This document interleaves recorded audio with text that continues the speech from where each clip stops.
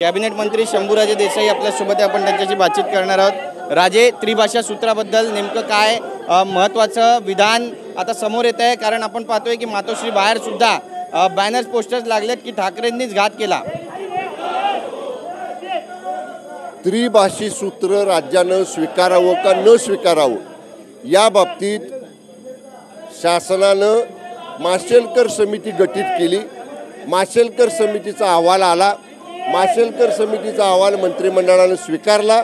मंत्रिमंडळानं त्रिभाषा सूत्रेमध्ये हिंदी सक्तीचा अहवाल स्वीकारला आणि तो अहवाल स्वीकारताना ज्या मंत्रिमंडळाची बैठक झाली त्या बैठकीला माननीय मुख्यमंत्री, तत्कालीन मुख्यमंत्री उद्धव ठाकरे साहेबांची त्याच्यावर सही आहे।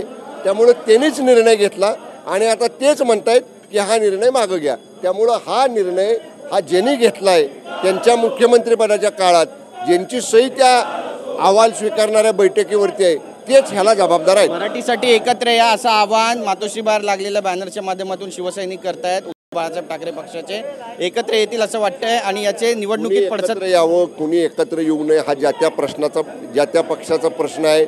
आम्ही महायुती म्हणून एकत्र आहोत आणि महायुती सरकारनं त्रिभाषा सक्ती होणार नाही, महाराष्ट्रामध्ये फक्त मराठीचीच सक्ती केली जाईल अशा पद्धतीची ठोस भूमिका घेतलेली आणि त्या भूमिकेवर आम्ही ठाम आहोत। नाही, पण कुठेतरी तुम्हाला डिवचण्याचा प्रयत्न आहे, कारण नवी मुंबईला पण बॅनर लागले ज्यामध्ये शोले पिक्चरचा डायलॉग वापरलाय, वो कितने वो दो आदमी थे तुम तीन फिर भी वापस आ गए, असं करून सरकारला डिवचण्याचा प्रयत्न। त्यांना बॅनरबाजी करण्याशिवाय आता दुसऱ्या हातात काय राहिलेलं नाही।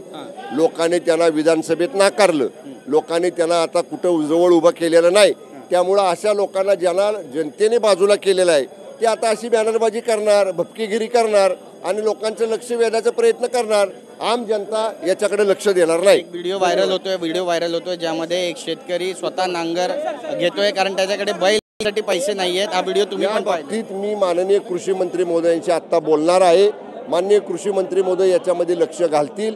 संबंधित शेतकऱ्याला व्यक्तिगत लाभाच्या योजनेतून कृषी विभागाच्या काही सवलत देता येते का, काही कृषी अवजारं देता येतात का, या बाबतीत कृषी मंत्र्यांशी चर्चा करून आम्ही जरूर याच्यामध्ये लक्ष घालू। धन्यवाद। बातचीत केल्याबद्दल कॅमेरा पर्सन मनीष विचारेसह गिरीश गायकवाड, TV9 मराठी, मुंबई।